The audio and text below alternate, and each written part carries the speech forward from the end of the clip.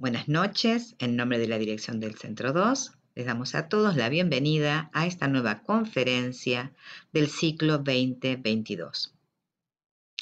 En esta oportunidad tenemos el gusto de contar con la ponencia de Mariela Westcamp. La conferencia del día de la fecha lleva por título La familia, invariantes en las presentaciones actuales. Antes de darle la palabra a Mariela, quisiera presentarla formalmente. Mariela Westcamp es psicoanalista, miembro de la Escuela Freudiana de Buenos Aires, cofundadora de la Cosa Freudiana, espacio de lectura y transmisión en psicoanálisis. Trabajó en los hospitales Ramos Mejía y San Isidro. Titular de la cátedra Evolutiva Niñez en UCES. Autora del libro Lecturas de niños en psicoanálisis, editado en el 2017, coautora del libro Infancias en psicoanálisis, del 2019, escribió artículos en las revistas Psicoanálisis y el Hospital, Cuadernos Sigmund Freud, Aqueronta, Forda y el Sigma. Participó durante varios años del comité de redacción de Cuadernos Sigmund Freud. Participa en Convergencia, movimiento lacaniano por el psicoanálisis freudiano desde su fundación. Participa en la reunión lacanoamericana del psicoanálisis desde 1989. Ahora sí, le damos la palabra a Mariela Westcamp, a quien le agradecemos su generosa participación en este espacio.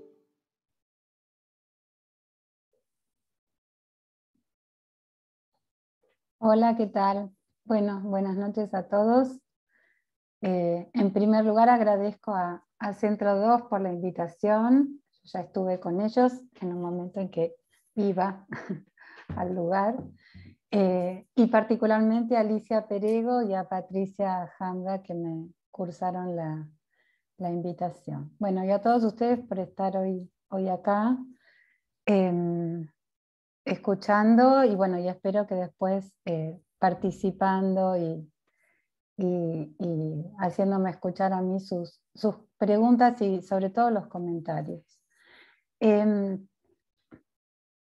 Yo hace tiempo estudiaba, antes de estudiar psicología y después de dedicarme al psicoanálisis, inicialmente estudié ciencias antropológicas, y en ese momento, cuando me encontré con los textos de Levi Strauss, me apasionaron.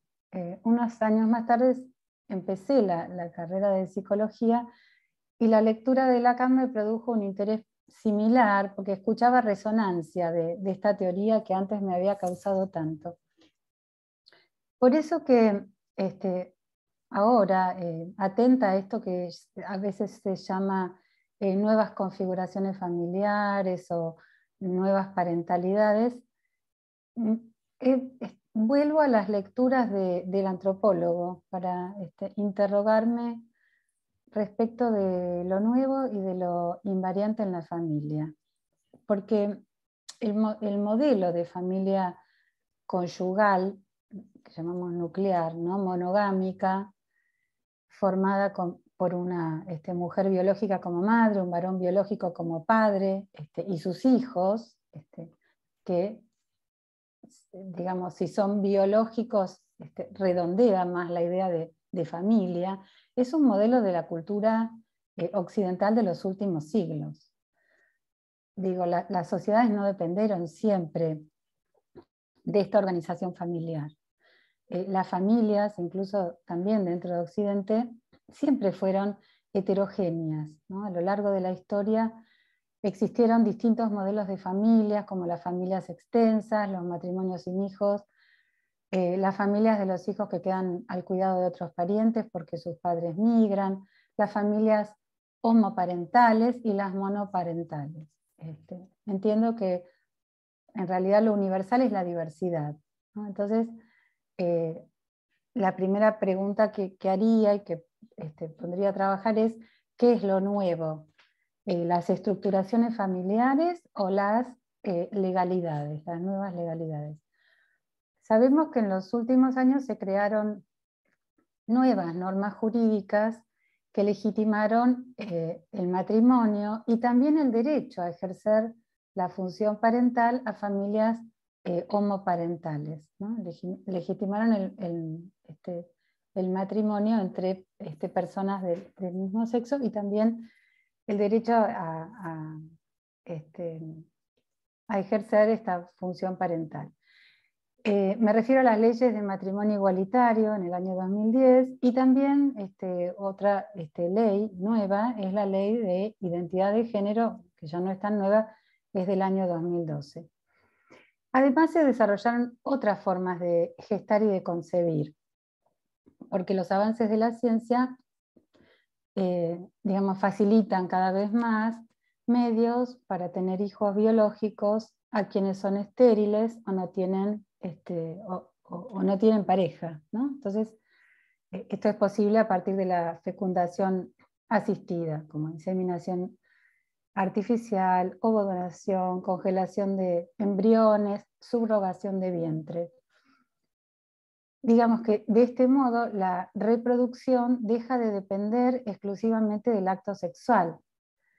Y también surgieron leyes para legitimar la filiación, como la, por ejemplo, ley de fertilización asistida en el año 2013.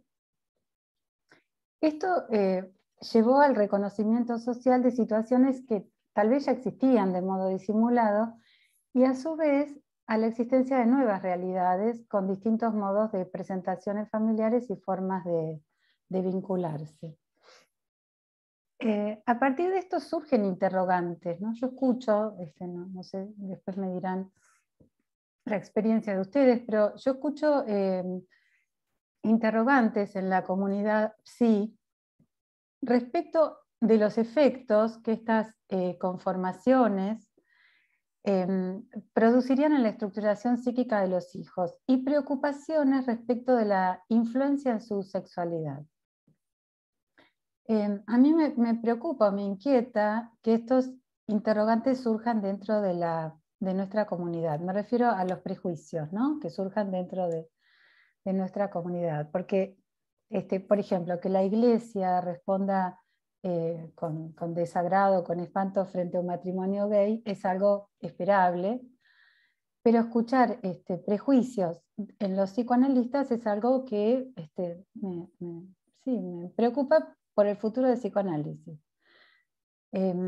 Escucho a veces, incluso, insisto, en nuestro medio, ¿no? Posiciones heterocentristas que advierten que las familias homoparentales o monoparentales no cuentan con el referente de la diferencia entre los sexos necesarios para la estructuración subjetiva y se preguntan, por ejemplo, cómo se juegan las identificaciones de los niños al carecer de padres de distinto sexo, ¿no? Lo coloco entre comillas en la escritura.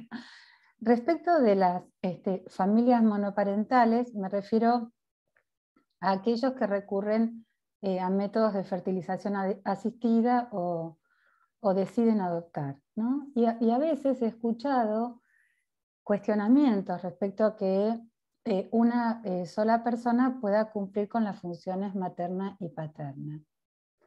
En general, por lo menos en mi experiencia, es más frecuente que una mujer que no tiene pareja decida adoptar, no siempre, a veces son hombres, o una mujer que tenga un hijo por inseminación artificial, y a veces he escuchado o he leído comentarios respecto a, por ejemplo, qué iba a pasar con la función paterna, ¿no? ¿Quién iba a transmitir la función paterna? Y en general, cuando aparecen estos cuestionamientos o estos prejuicios, se pronostican consecuencias como apocalípticas, ¿no? De que no va a poder, digamos, transmitirse, por ejemplo, la función paterna. Entiendo que esto acontece porque se naturaliza la familia heterosexual,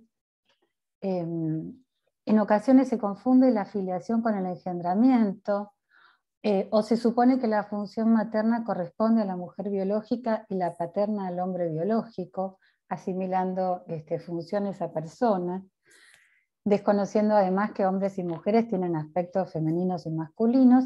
Y por otra parte, me parece que en ocasiones los prejuicios se deben a que no se hace, digamos, no se ubica esta distinción entre sexo biológico, género y sexuación, ¿no?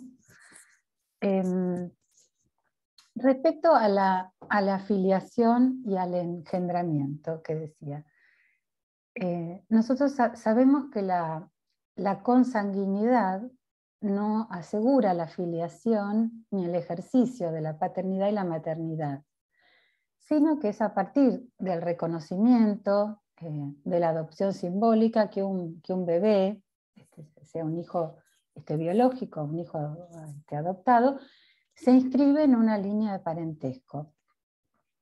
Por otra parte, adoptar un hijo o concebirlo sin haber tenido relaciones sexuales o sin contar con una pareja que acompañe en el proyecto, no implica, entiendo, que no implica necesariamente que la terceridad no esté operando en quien tome esta decisión, ¿no? Me parece que la existencia, por otra parte, de dos personas como padre y madre no garantiza la alteridad, ni tampoco el que sean de dos sexos distintos, biológicos diferentes, garantiza la diferencia, ¿no? Me parece que la diferencia no tiene que ver con un sexo biológico diferente, XX, XY, ¿no? Sino que se refiere a otras cuestiones que no tienen que ver con la biología, ¿no? En este momento, bueno, hay todo un debate respecto de la construcción de la diferencia de los sexos, y me parece que el movimiento del psicoanálisis, el movimiento lacaniano no puede ser ajeno a estas nuevas presencias de la sexualidad.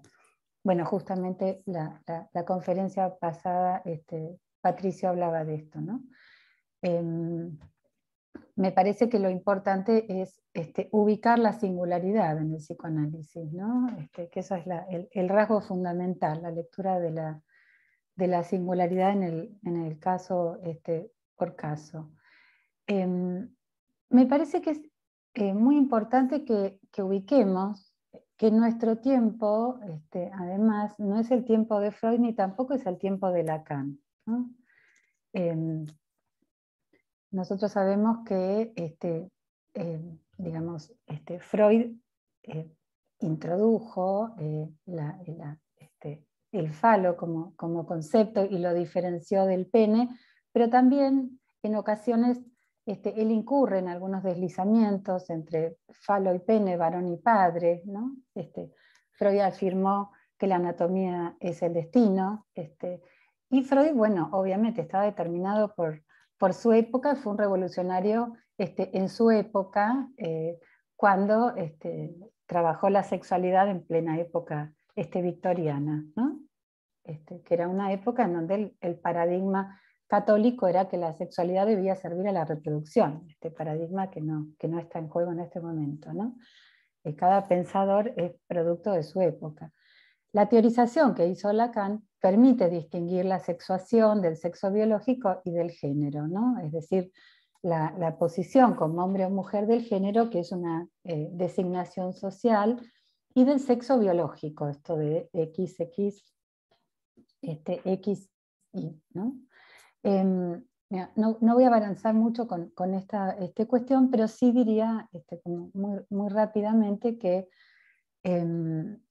ubicaría una diferencia entre el sexo biológico, que es con el que nacemos, la diferencia genérica, que es la lectura que se hace, la lectura social que se hace de la naturaleza, y es la cultura la que nomina la ubicación sexual y los atributos que corresponden a dicha ubicación.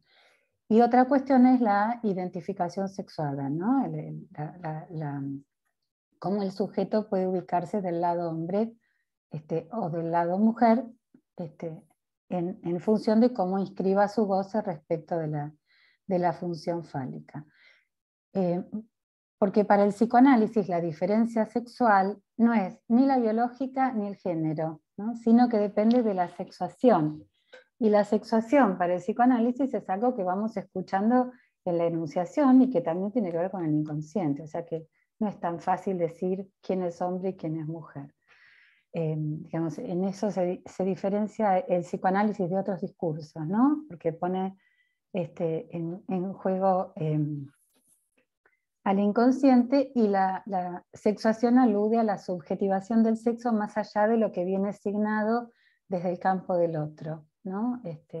Lacan decía que la limitación que nos clasifica como hombre o como mujer en el registro civil, es decir, el género que nos fue asignado, no impide que se pueda elegir. Entonces, les decía de mi interés por algunas lecturas de Levi Strauss, ¿no? Este antropólogo, ya en 1986, se preguntaba qué enseñanzas pueden aprender las sociedades occidentales, posmodernas, de otros pueblos, ¿no? De otros pueblos en otro tiempo y en otro espacio, por ejemplo, respecto de la sexualidad. Él sostenía que las fórmulas de una sociedad no se podían extrapolar a cualquier otra, pero que los estudios antropológicos nos sirven para que podamos pensar que nuestras instituciones, nuestras costumbres, nuestras creencias no son las únicas posibles, ¿no? Nos permite darnos cuenta justamente de que son construcciones, es decir, que no están inscritas en la naturaleza de las cosas y que no pueden ser impuestas a otras sociedades, ¿no? En nuestra sociedad actual impera la idea de que la filiación deriva de un vínculo biológico antes que social, ¿no? Esta creencia, por ejemplo, choca contra los interrogantes que surgen a partir de la procreación asistida. Respecto de la procreación asistida, por ejemplo, surgen muchas preguntas como cuáles son los derechos y obligaciones de los padres legales y biológicos. Por ejemplo, ¿qué pasa si alguien presta el útero y un niño al nacer, este niño después cuando nace no es un niño sano? La pareja que pidió el servicio puede rechazar a este niño, o si el niño debe conocer la identidad de los donantes, de quienes alquilan el útero o aportan los gametos, ¿no? Espermas o óvulos. Aparecen preguntas sobre si es ético o no la subrogación de vientre. Hay una argentina que se llama Viviana Bernat, una doctora en biología molecular y especialista en genética humana, que se interesa por el impacto de la ciencia en la sociedad. Y ella plantea cómo las tecnologías que se desarrollan alrededor del conocimiento del ADN modificaron la vida de las personas, ¿no? Ella también propone que es imprescindible que confrontemos los prejuicios tradicionales frente a la posibilidad y los desafíos que la ciencia y la tecnología nos brindan y formulan, y que debemos aceptar el cambio cultural, ¿no? Que esto inevitablemente va produciendo. El tema es que hay verdades tradicionales que son muy difíciles de desarraigar de nuestra cultura, ¿no? Así como decía recién esta idea de que la filiación está en relación a un vínculo biológico, ¿no? De que es la biología lo que prima. Otra cuestión que está totalmente arraigada en nuestra cultura es la idea de que los hijos son hijos de una pareja. Sin embargo, vemos que los avances de la ciencia en fertilización asistida permiten muchas historias en las cuales pareciera que hay hijos de 3 o 4 personas, digamos, al menos en algún rincón de la imaginación de esos padres que desearon ese hijo, ¿no? Un tercero donante de esperma, una tercera donante de óvulos, una tercera o cuarta que gesta a un hijo. Y bueno, esta autora, Viviana Bernat, cuenta muchas historias de familias con hijos nacidos por técnicas de fertilización asistida, en particular por donación de gametas o vientres de terceros, ¿no? Ella, además, algo interesante que me llamó la atención, que ella sigue a estas familias, y decía que en general las familias heterosexuales no les cuentan a sus hijos cómo fueron concebidos cuando hay donación de óvulos o de espermatozoides, ¿no? Y también algo que plantea y con lo que acuerdo es que el avance de la ciencia produce efectos en una sociedad que no siempre está preparada para enfrentar las consecuencias, ¿no? de estos desarrollos.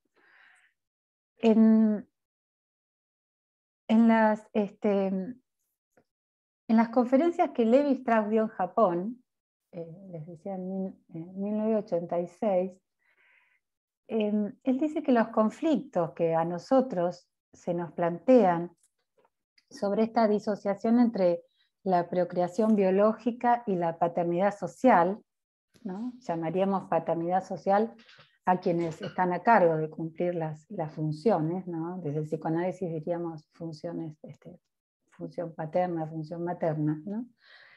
Entonces, bueno, él decía que los conflictos que se nos plantean sobre esta disociación entre la procreación biológica y la paternidad social, o sobre las consecuencias que puede tener sobre un niño que sus padres legales, por ejemplo, sean del mismo sexo, no existen en muchas sociedades que él estudió, ¿no? Algunas sociedades africanas, por ejemplo, se han planteado estos problemas y ofrecen soluciones al respecto, ¿no? Sociedades que no conocían las técnicas, obviamente, de fecundación in vitro, ni de transferencia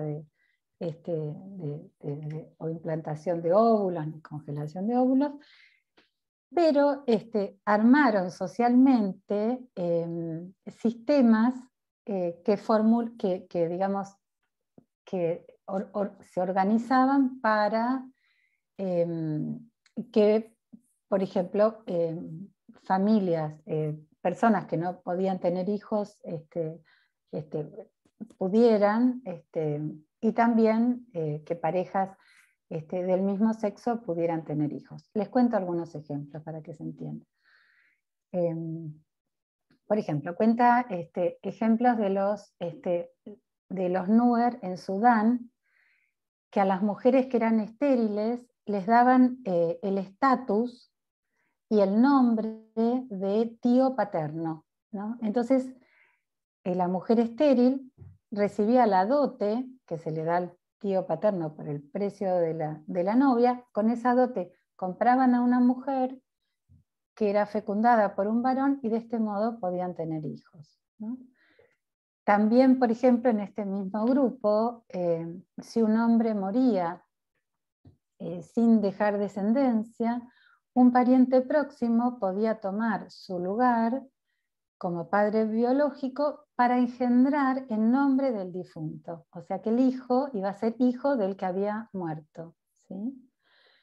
En otros grupos, por ejemplo, el padre legal de un niño va a ser el primer hombre que tenga relaciones sexuales después de que una mujer tenga un hijo. Entonces, una mujer, una pareja estéril, por ejemplo, podía acordar el pago con una mujer que estaba embarazada para que el hombre mantenga relaciones sexuales después que ya haya tenido el bebé, y de ese modo se convertía en el padre sexual, el padre legal de ese niño, ¿no? En otra población, por ejemplo, los Yoruba en Nigeria, también en África, las parejas de mujeres practicaban la procreación asistida, alguna de ellas se embarazaba de un hombre, que entonces, miren qué curioso, una de las mujeres de la pareja tenía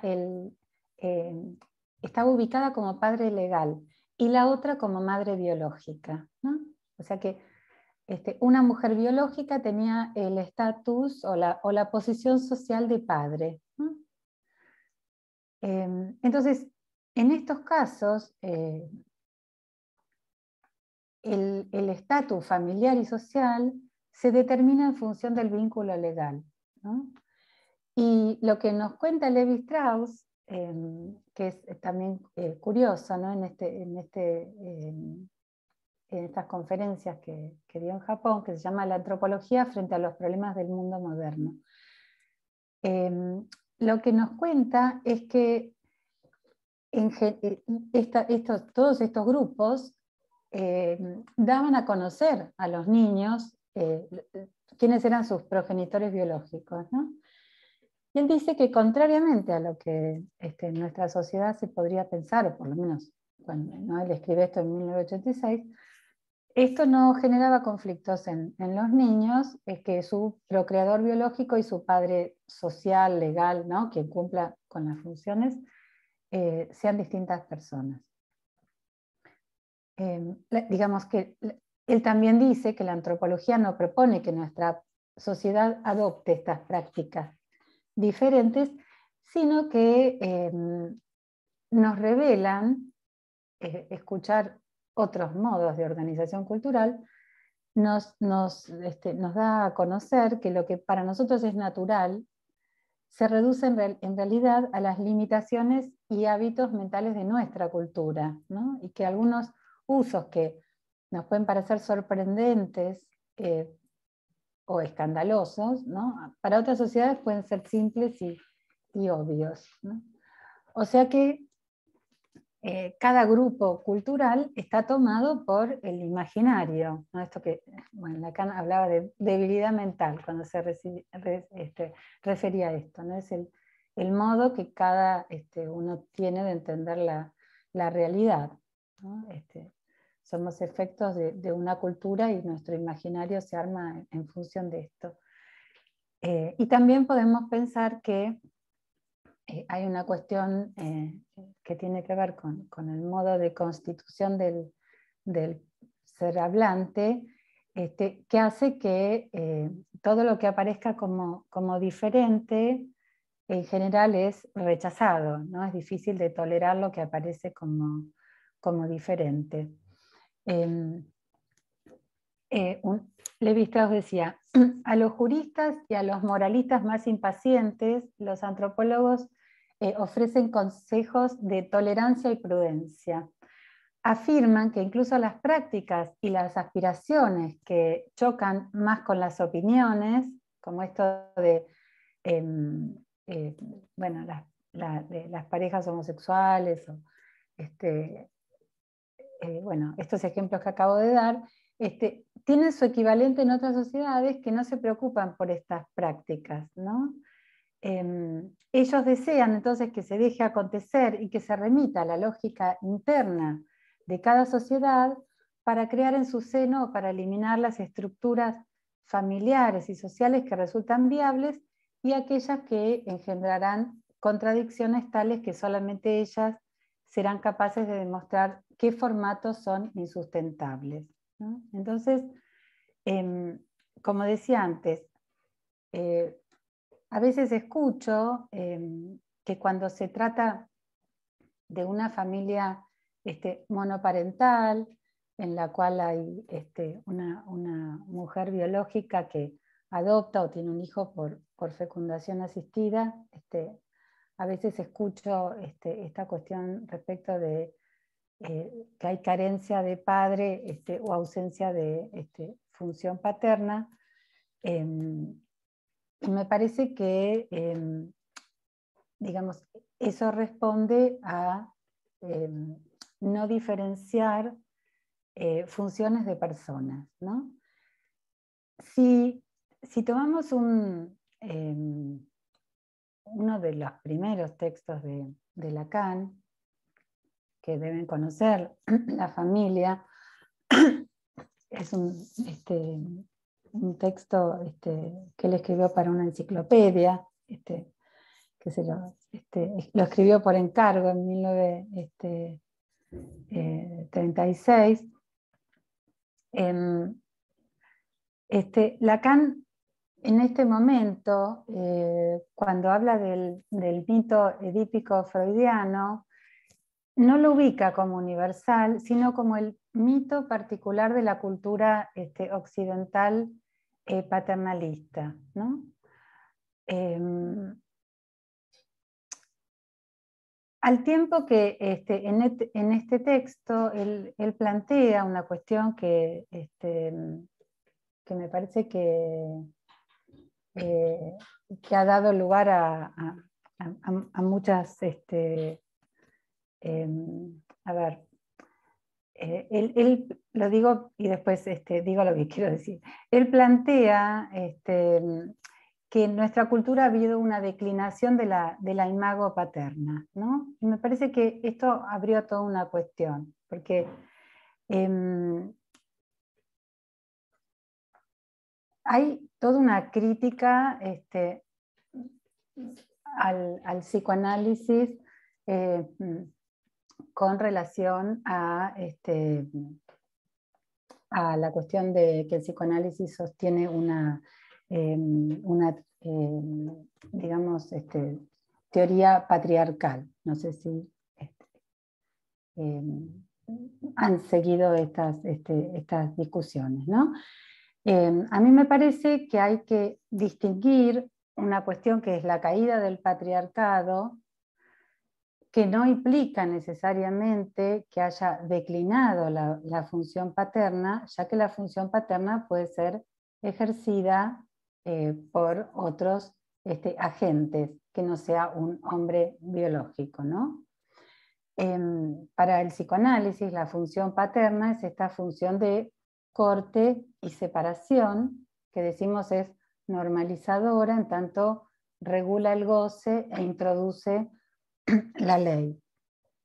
Entonces, cuando la función paterna se transmite, se renuncia al goce incestuoso y se asume la castración soportando lo imposible, el no todo, ¿no? Esto que sabemos que es una condición necesaria para la organización de la neurosis, para el anudamiento neurótico.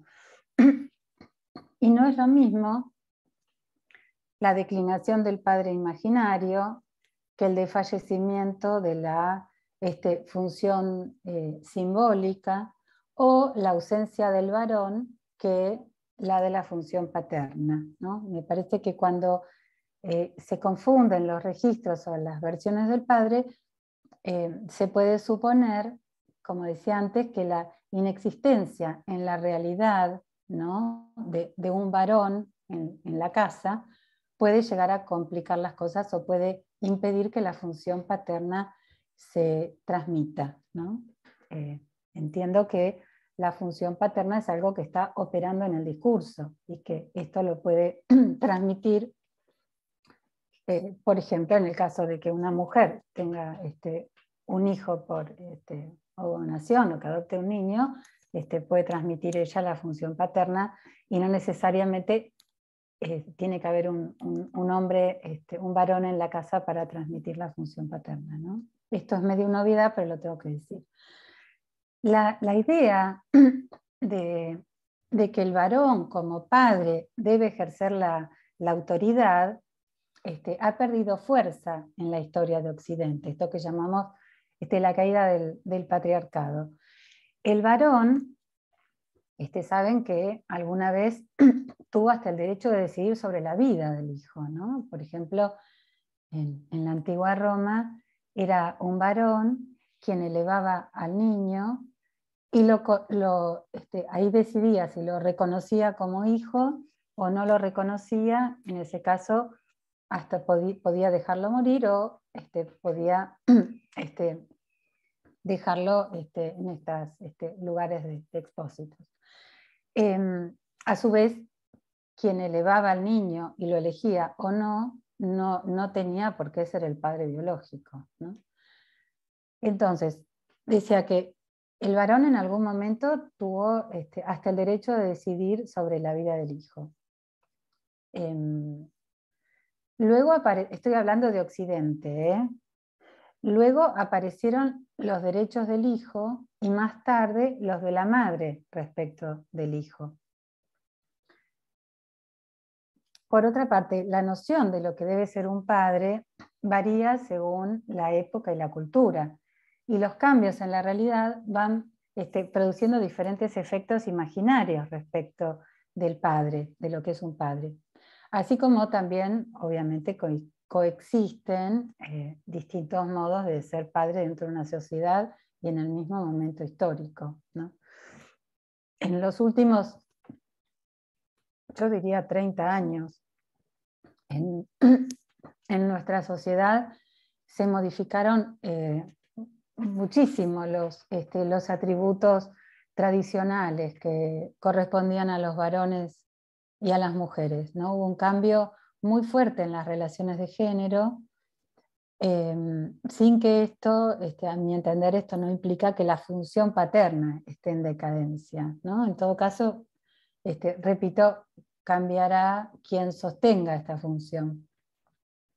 En cada configuración familiar, en las diferentes versiones de padre y madre que se juegan, podremos irnos preguntando, ¿no?, cómo operan estas funciones, sabiendo que deben estar encarnadas, ¿no? Porque esto es esencial, que el deseo no puede ser anónimo, o sea que alguien tiene que estar encarnando esta función, ¿no? Esta es la condición necesaria para la subjetivación de la estructura del lenguaje, que el deseo no sea anónimo, ¿no? Que alguien ocupe, que alguien esté en ese lugar.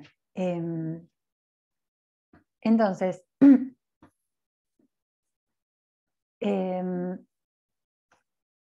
me parece que es interesante y es importante como poder separar el campo de la descripción fenoménica, ¿no?, de las presentaciones que aparecen diversas, de las diversas presentaciones familiares, separarlo de lo estructural, ¿no?, de lo que no cambia a pesar de las múltiples presentaciones, ¿no?, de lo que sería como distinguir lo invariante dentro de las múltiples presentaciones, qué es lo que se sostiene y qué es lo que hace, qué es lo que produce una familia, ¿no? Levi Strauss tiene un texto sumamente interesante, Estructuras elementales del parentesco, y él propone una nueva lógica para pensar las organizaciones humanas, en donde sostiene que la familia no se funda por la consanguinidad, sino por la alianza, ¿no? Que es esta diferencia me parece fundamental.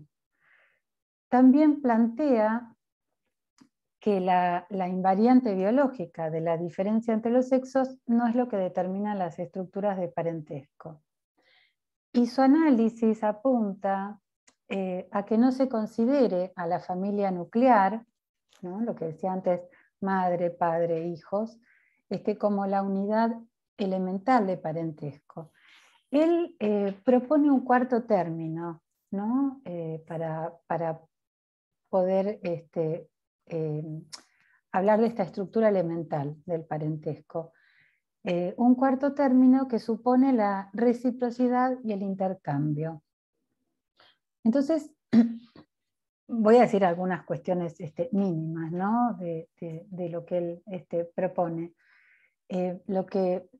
Digamos, la revolución que trae o la idea nueva que trae con esta estructura elemental del parentesco fue señalar que el orden simbólico tiene preeminencia sobre el orden natural, ¿no? Esto a nosotros nos resulta como bastante obvio porque Lacan lo toma, ¿no? Pero bueno, es Levi-Strauss quien lo plantea y Lacan lo toma de Levi-Strauss en la familia. El orden simbólico tiene preeminencia sobre el orden natural.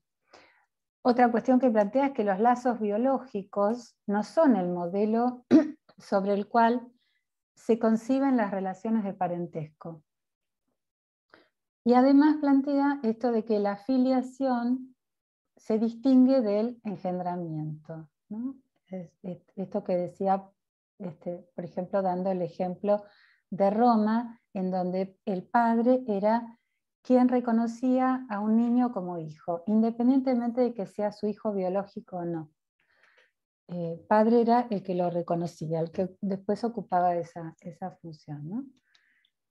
Y la invariante que propone Levi-Strauss para la existencia de la cultura, esto lo sabemos, es la prohibición del incesto, ¿no? De que lo que permite que la cultura exista, que se arme una sociedad, es que hay al menos una relación prohibida, hay al menos uno con el que no se puede. Esto es lo que va a permitir la alianza y la sociedad. A su vez, es interesante porque esta prohibición, digamos, está puesto el acento en la prohibición, pero a su vez, esta prohibición es una regla que obliga a entregar a alguien a otra persona, ¿no? Es, a su vez que, digamos, a partir de la prohibición hay una regla de donación, ¿no? Un sistema de reciprocidad que funda y garantiza el intercambio, y es la salida a la exogamia, ¿no? Que una mujer, no, digamos que un hombre renuncie a estar con una mujer porque esa relación está prohibida y que entonces debe donar esa mujer a otro grupo. Entonces, él va a plantear que lo idéntico es lo consanguíneo y la alianza supone la posibilidad del encuentro con lo diferente. Entonces, decíamos que la unidad elemental de la sociedad no es la familia nuclear, esta madre, padre, hijos, sino el átomo de parentesco, que es una estructura mínima que tiene 4 elementos: madre, padre, hijo y tío materno, ¿no? El tío materno es el representante del grupo que dona un miembro a otro, o sea, la hermana, y recibe algo a cambio, ¿no? Es el cuarto elemento. Yo les digo esto y a muchos de ustedes ya les debe estar sonando a cuestiones que plantea Lacan. Es el cuarto elemento, digamos, ese que sostiene el lugar del que ha soportado la pérdida, y es la condición de estructura, ¿no? Es la función que permite el intercambio, la circulación, la reciprocidad, la salida exogámica. Y cada sociedad le da su propio contenido a esta estructura elemental, ¿no? Él advierte que sería un gran error suponer que estos personajes deben existir en la realidad para asegurar su funcionamiento, ¿no? Sino que hay una lógica, y él sostiene que el movimiento de esta estructura, digamos, responde a una lógica, y que no nos quedemos con la cuestión, no nos quedemos con el plano imaginario, ¿no? Entonces, me parece que pensar de este modo la estructura familiar, por lo menos a mí me sirve para despegarme de la versión imaginaria del Edipo, ¿no? En el sentido de el Edipo como la novela de los padres y el niño, ¿no? Sino entenderlo como de los padres, el padre varón, ¿no? La madre mujer y los niños, sino entender que el Edipo se refiere a esa estructura que sostiene la prohibición del goce incestuoso, instaurando el acceso a la subjetividad y permitiendo la inserción en la cultura, ¿no? Permitiendo la salida exogámica.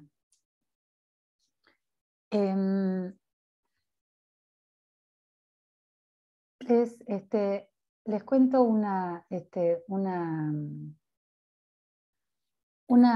historia de la vida cotidiana, ¿no? De esto de cuando hablamos de nuevas parentalidades o nuevos modos de familia. Abel, digámosle Abel, quería tener un hijo, ¿no? Es una historia de la vida cotidiana, no de un analizante. Y una de sus mejores amigas compartía este anhelo, estaba sin pareja, arribando a los 40, y entonces decidieron que ella se embarace por inseminación artificial, siendo él el donante, y que lo inscriban como hijo de ambos. También acordaron que cada uno viva en su casa, solos o con la pareja que cada uno decida armar después.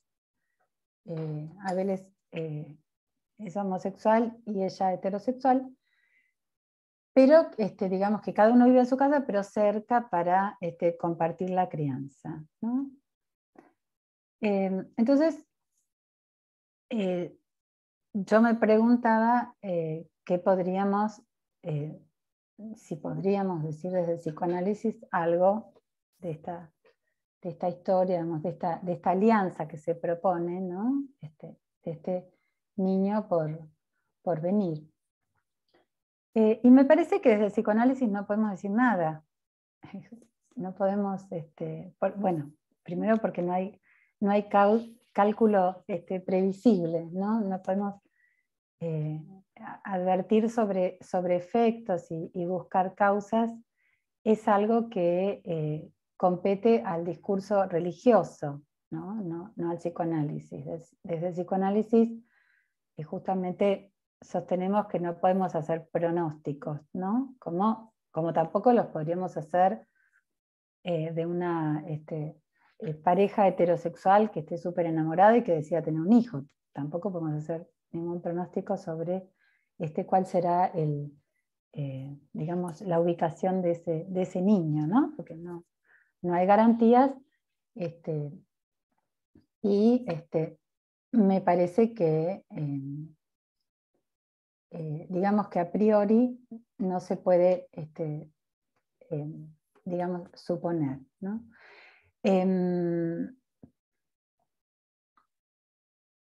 Y como empecé hablando de las normas jurídicas,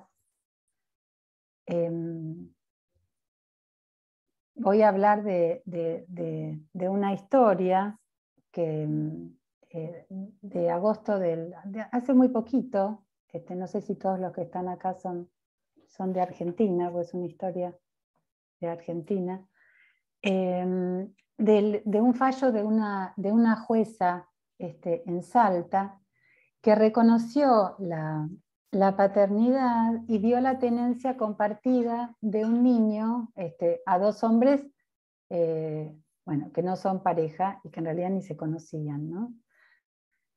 Dando lugar a la figura de la triple filiación, ¿no? Les cuento la historia brevemente, que es una historia leída del diario. Esta es una historia que empezó con una relación que se rompió, porque los nombres que aparecen en la historia los cuento como están, ¿no? Manuel y Sofía estaban en pareja y se separaron. Al poco tiempo, Sofía empezó a salir con José y tuvieron un hijo. Pero 2 años después,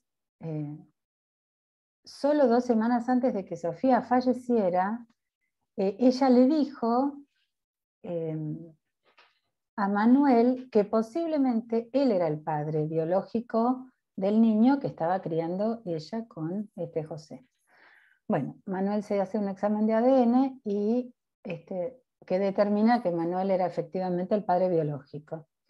Entonces, él ahí empieza un proceso legal pidiendo que se declarara la nulidad del reconocimiento paterno de José y ordenara el desplazamiento filiatorio. O sea, quería figurar él como padre. Quería reconocer al niño y hacerse cargo de la crianza, ¿no? Bueno, pero unas semanas después, esta mujer fallece, Sofía. Entonces, frente a la demanda, José, que era, estaba criando a este nene desde que nació, pidió que se reconociera la pluripaternidad, ¿no? Bajo el argumento de que él había sido quien había acompañado a Sofía todo el embarazo y quien se había ocupado de la crianza, ¿no? de él hasta que ella falleció. Además, bueno, con todo el sentido común, dijo que si el nene se quedaba solamente a cargo de Manuel como padre, no solo habría perdido a su madre, sino que también iba a perder a quien para este nene era el padre, ¿no? Entonces, la jueza decidió que ambos iban a compartir la paternidad, es decir, esto de la pluripaternidad entre 2 hombres que no son pareja, lo cual es una sentencia inédita. La respuesta, a su vez, de Manuel, el padre biológico, fue que deseaba lo mejor para este niño y que reconocía la figura esta de la triple filiación, y además dijo que no quería que este nene sea un trofeo peleándose, ¿no? entre ellos, y bueno, que iban a tener que ver cómo podían criarlo entre los dos, ¿no?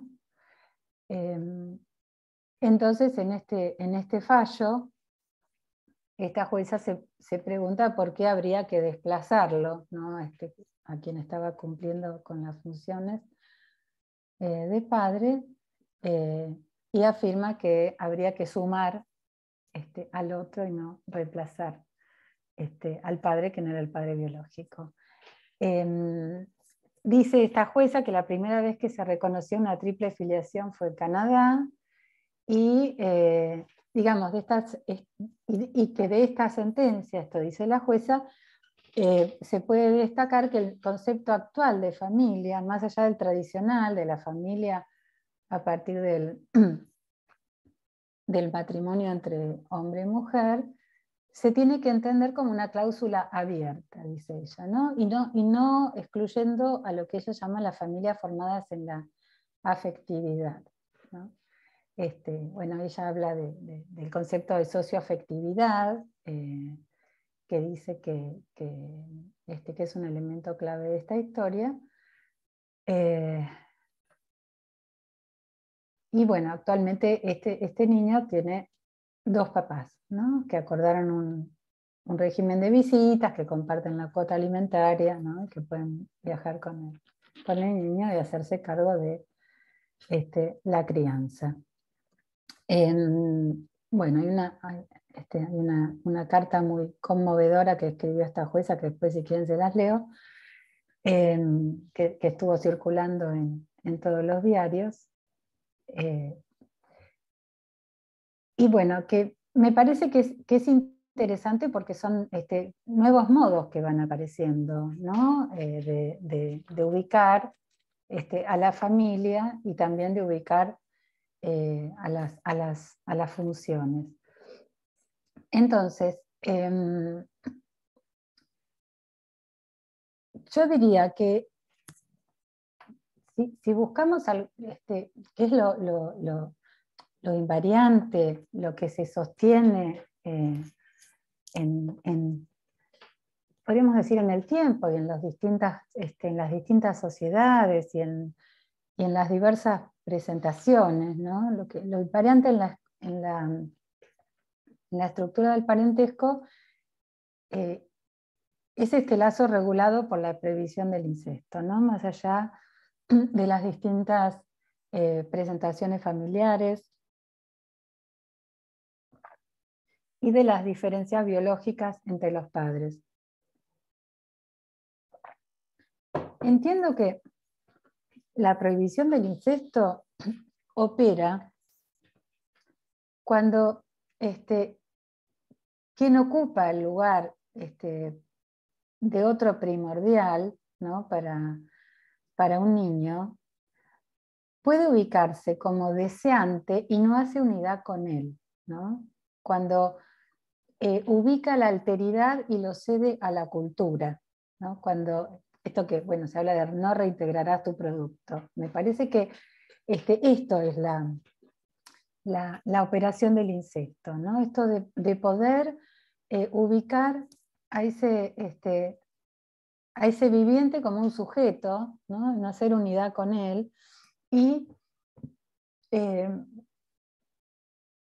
sí, poder cederlo a la cultura, que sería como la posibilidad de darle una salida exogámica, ¿no?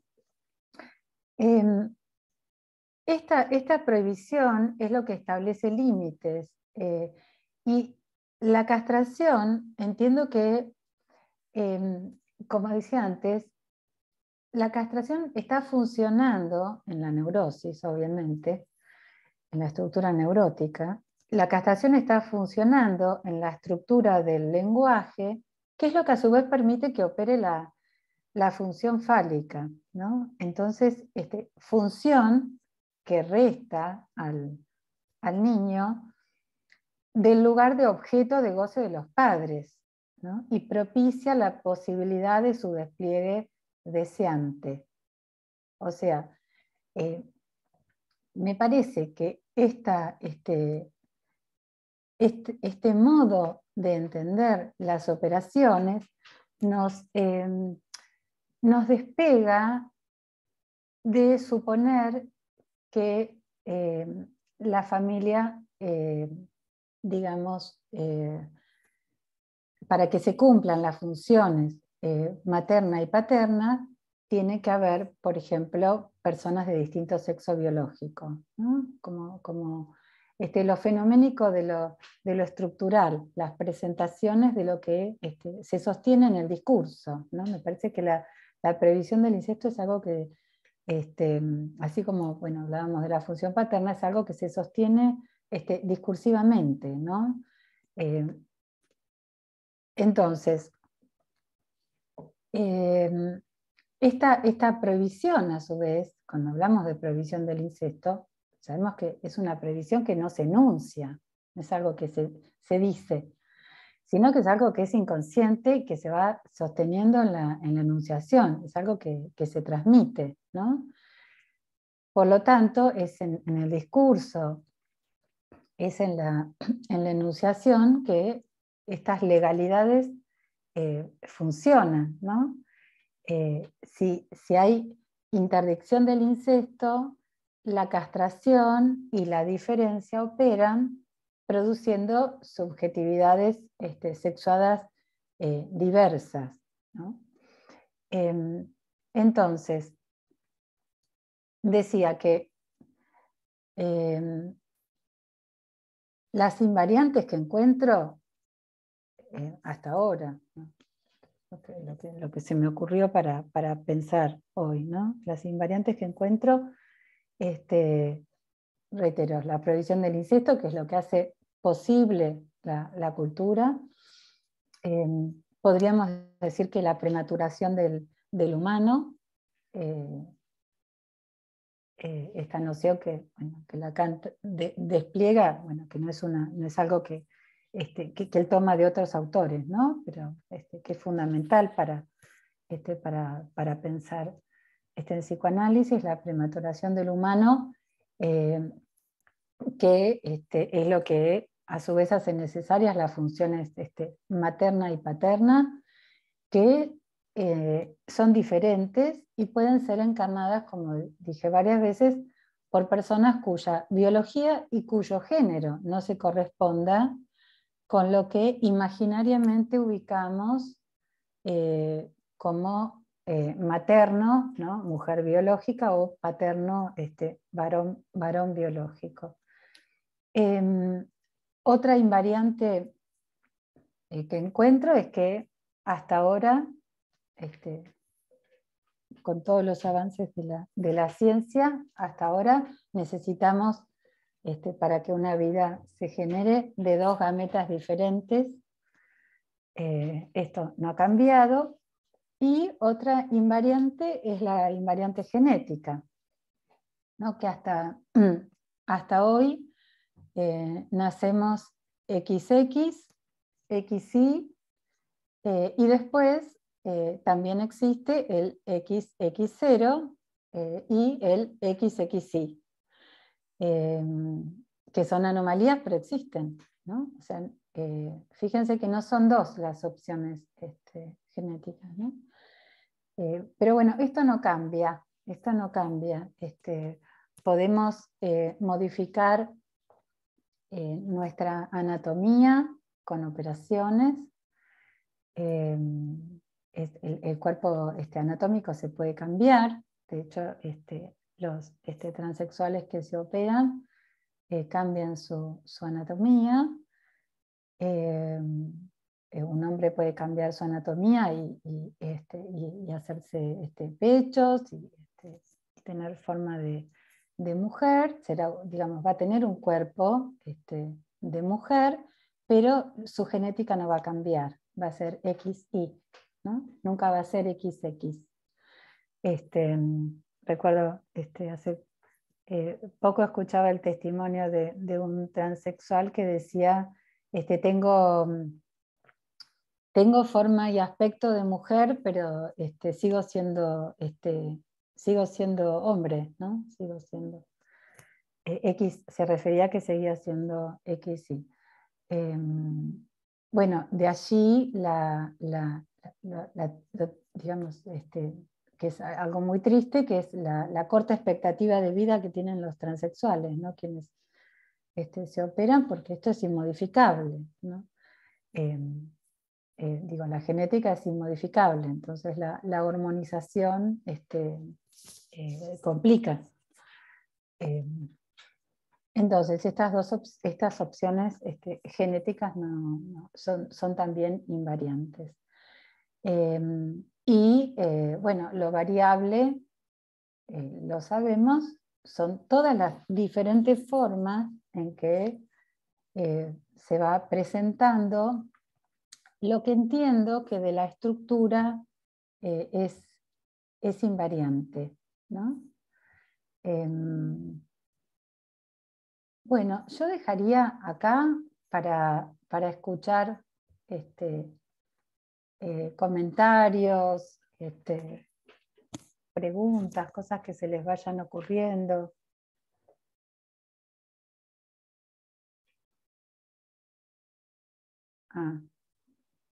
Si quieren escribir algo en el chat, veo que hay saludos. Comentarios, ideas.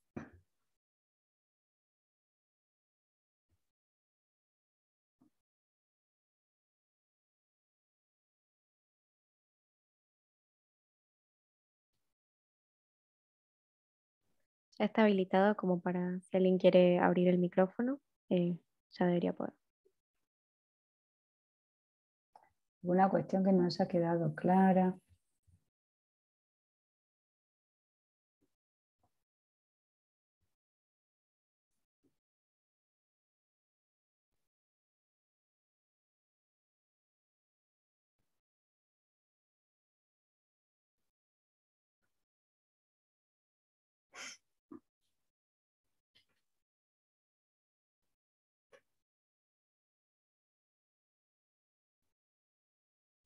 Me dicen muchas gracias.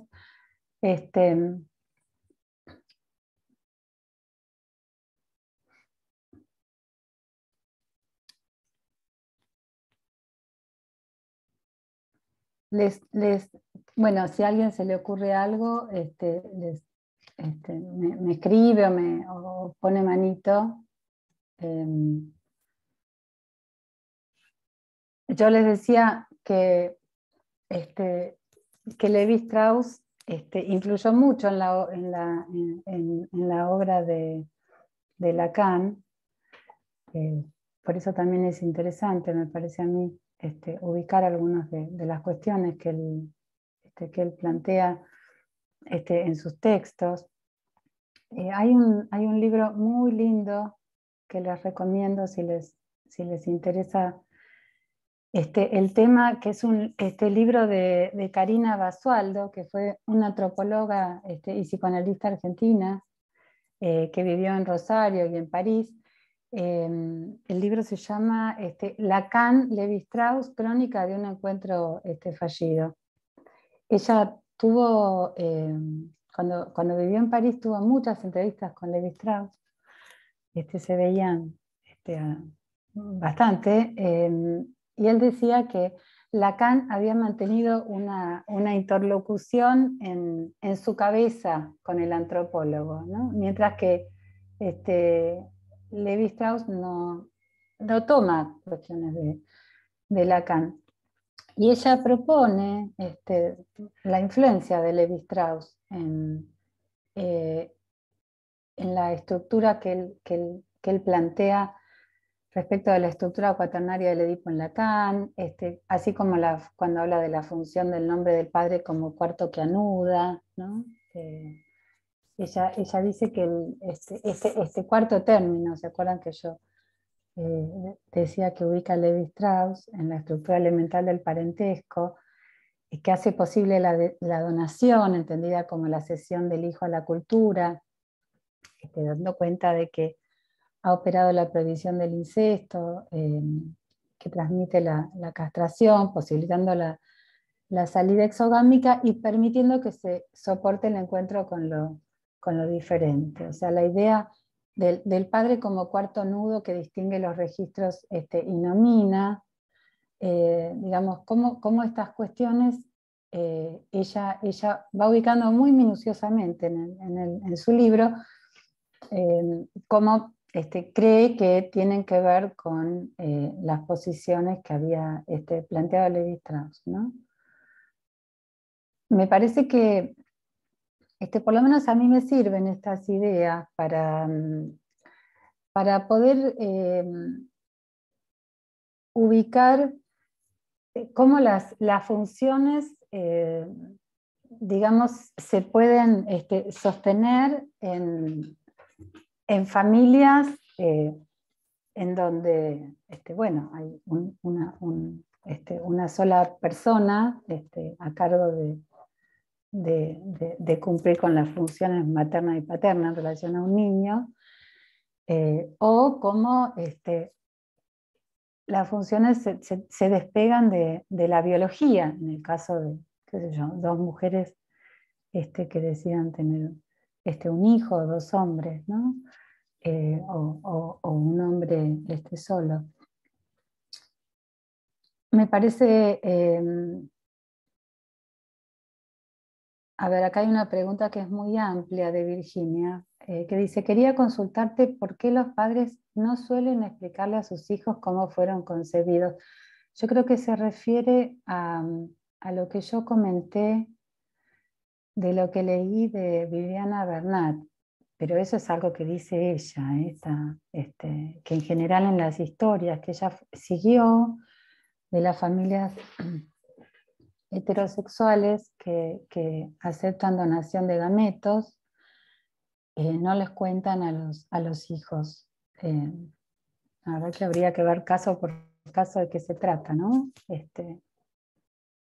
Y bueno, también está una pregunta, ¿qué contar de todo eso, ¿no? Más allá de la singularidad de cada caso. Porque, bueno, es toda una cuestión para el psicoanálisis, qué es la verdad y qué es lo que se transmite, ¿no? Cada familia armará una historia respecto a eso. pero me había parecido, me llamó la atención y lo resalté, por eso se los contaba. Son muy interesantes los libros de Viviana Bernat. A mí me aportaron, aprendí muchas cosas, me aportaron bastante. Bueno, ¿nadie quiere comentar nada?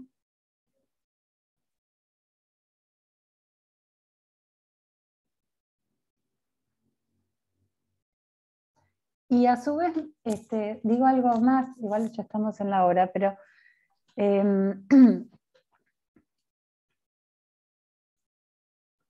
me parece que, a ver, hay muchas críticas respecto al psicoanálisis. Ustedes saben, ¿no? Que hay mucha crítica respecto al psicoanálisis como... ¿Alguien se desmuteó? No. Por ubicarlo como patriarcal, machista, misógino, ¿no? Y creo que una lectura que diferencie funciones de personas nos despega de esa cuestión de suponer, bueno, como decía, ¿no? Que la función paterna tiene que ser ejercida por un hombre, por un varón, ¿no? O también pensar que yo esto lo escucho a veces dentro de los analistas, por eso lo traía acá para que lo discutamos, ubicar que la caída del patriarcado tiene que ver con la declinación de la función paterna, ¿no? Me parece que son cosas que no tienen, que son distintas, que son de distintos registros, ¿no? Que son cuestiones diferentes. Obviamente que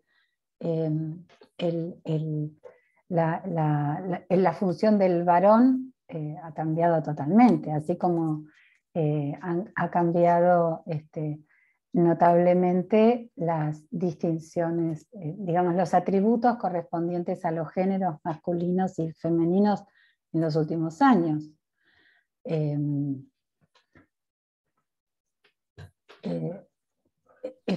Digamos, Hola, sí, sí. Mariela, te agradezco, me pareció muy interesante, soy Fernanda Massa, me pareció muy interesante, espérate que por ahí tengo mal internet y por ahí No, se te me escucho, tilda. ahí te veo, hola. Y hola, ¿cómo estás? Te agradezco un montón porque, bueno, me parece interesante esto. Los analistas tenemos que corrernos un poco de los prejuicios, ¿no? Estos de los cuales estuvimos tomados hasta ahora, porque es cierto lo que decís, hemos cambiado en 20, 30 años, hemos cambiado, no, como vos decías, ¿no? Los autores tienen que ir con la época, ¿no? Ujú. Digamos, somos los actores de este momento. Y me parece que si no nos despojamos de este prejuicio, y además recordaba esto que el otro día, creo que una conferencia que dio Patricio Álvarez, Patricio Álvarez, sí. sí, y que estaba contando sobre el tema de la disputa o, digamos, esta conversación, discusión que se da respecto de en los analistas con respecto al patriarcado, a este lugar machista, ¿no? Digamos, que tiene el psicoanálisis por hablar, o Lacan por hablar de la función del padre, ¿no? Digamos. Y él hablaba justamente corriéndose de algo de esto. Mm, Y algo que acompaña tu conferencia de hoy, por ejemplo.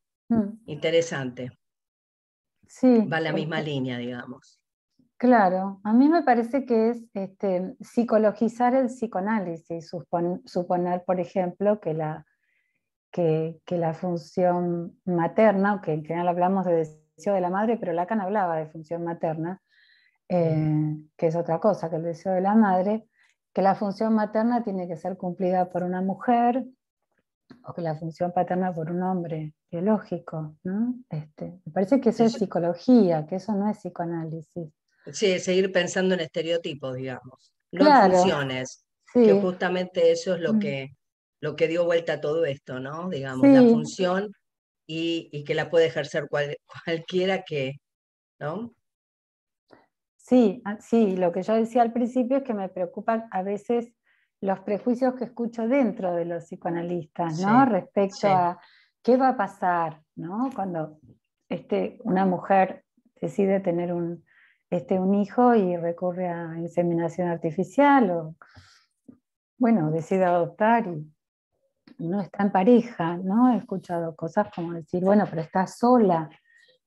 No, sola, qué sé yo, es relativo, ¿no? Si alguien está haciendo lazo, no está solo. Que no esté con exacto. una pareja no quiere decir que no esté solo.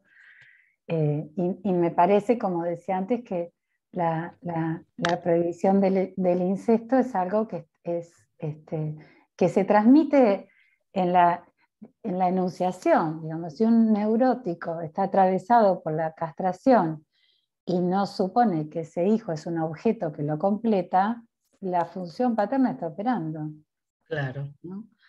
Y no necesariamente, a su vez, nada nos asegura en una pareja heterosexual que las funciones operen, ¿no? Ujú, Nada nos asegura. ujú. Para eso tenemos la clínica de toda la vida, ¿no? Escuchando como a veces. Entonces me parece importante también pensar esto, ¿no? Como el psicoanálisis no tiene que hacer, no puede hacer pronósticos respecto de situaciones y a su vez, como en el psicoanálisis lo que se trata es de la lectura de la singularidad, ¿no? El psicoanálisis es eso, no somos psicólogos. Bueno, somos psicólogos, pero si sostenemos el psicoanálisis, estamos apostando a otra cosa, ¿no? Y se trata de la lectura de la singularidad y bueno, ir viendo en cada caso si estas funciones se cumplen, ¿no? Y quiénes las cumplen. Ujú.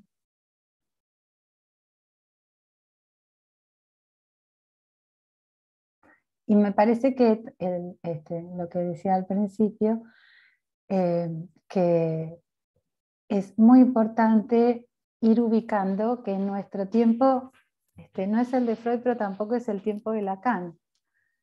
Y que actualmente hay otras cuestiones que también nos interrogan, ¿no? Como, bueno, esto que había este, planteado, como decías recién Patricio en la conferencia, que, bueno, que las cuestiones respecto del género, ¿no? Que no es lo mismo, a mi entender, género y sexuación, son dos cosas que tal vez habría que se podrían distinguir, no sé, es todo un tema para pensar, pero así como me parece que los atributos respecto a los géneros han cambiado muchísimo en los últimos años, también hay todo un cuestionamiento respecto a si es posible seguir sosteniendo el binarismo respecto del género. No estoy hablando de las posiciones respecto al falo y al goce, eso es otra cuestión. El psicoanálisis no habla de género, ¿no? Me parece que el binarismo respecto del género también es toda otra cuestión que damos por natural, así como la pareja heterosexual, que suponemos que es algo natural y es algo que tiene un tiempo en la historia, un tiempo y una zona del planeta en la historia, ¿no? También es un tema muy interesante para abrir. Y lo mismo respecto del binarismo del género, ¿no? Nosotros lo damos por naturalizado, lo damos por sentado, y hay sociedades en donde la existencia de un tercer género se sostiene, ¿no? Que es lo que, bueno, ahora se está planteando, o lo que se está planteando ahora respecto de lo queer. Entonces me parece que también es importante que el psicoanálisis vaya haciendo lectura de estas nuevas presentaciones, ¿no? Eh, eh, no, no confrontando, sino haciendo lectura de las nuevas realidades y haciendo teoría de estas nuevas realidades. Y tal vez en algún momento, pensando inclusive en revisar algunas nominaciones del psicoanálisis que causan tanta incomodidad, ¿no? Que la nominación puede cambiar el nombre. Hay nombres que tienen mucha pregnancia imaginaria, ¿no? Y por eso generan tanta resistencia, por ejemplo, en las feministas. Y a veces yo pienso que está bien, que habría cosas que habría que repensarlas. No tengo ninguna respuesta al respecto, más bien preguntas, pero habría que pensar, porque cuando decimos función materna o función paterna, imaginariamente ya nos imaginamos un hombre y una mujer. Y si la función paterna es la función que tiene que ver con la transmisión de la ley, también podríamos decir, ¿no? La función transmisora de la ley, en vez de decir paterno. ¿Se entiende lo que quiero decir? Pero bueno, no lo digo como una propuesta, lo digo como cosas a abrir y pensar, ¿no? Me parece que tenemos que la época nos tiene que interpelar para seguir pensando y produciendo sin que las invariantes de nuestra teoría, digamos, se conmuevan, porque tenemos cuestiones fundamentales de la teoría que si no las sostenemos estamos haciendo otra cosa que no es psicoanálisis. Pero me parece que la época nos tiene que interpelar para poder seguir pensando, ¿no? Bueno, les agradezco mucho la escucha y la participación.